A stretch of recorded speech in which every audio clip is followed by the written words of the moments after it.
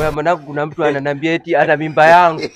Mimi kamwambia leta mimba yangu. Mimba yako wewe anakuwa jinao yeye, hakupe mimba yako. Yule mjinga Yule mshenzi ni. Hiyo nao safi. Hiyo nao safi. Anakaje na mimba ya watu, ingekuwa hela ingesema yako.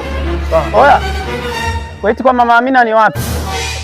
Wewe bwanangu vipi? Wenzako wanakuja wanasalimia hapa. Salimia watu mjini hapa. Mimi sinauliza, sipajui nahitaji kuelekezwa. Shenzi ni. Tuendelee na mambo yetu. Afu wewe habari za kule tuendelee bwana. Ndio maana nikawa nakwambia sasa kile kiwanja cha mzee mtaji anaweza kutumia hata kujenga mwili kwa jinsi alivyo yule. Unaona bodi yake? Unaona? Nimefika mpaka maeneo haya lakini sasa nimeshindwa kupajua. Ila kwa shida niliyokuwa nayo mimi ningepata mtu hata akanielekeza hata laki ningempa mimi. Bas, makosa. Rusifa mwenyewe sasa alikasirika. Kwa shida niliyokuwa nayo. Vipi? Nimesikia laki. Wewe umesema tujasalimiana. Nani mimi?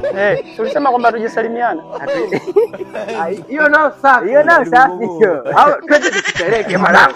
Kujua.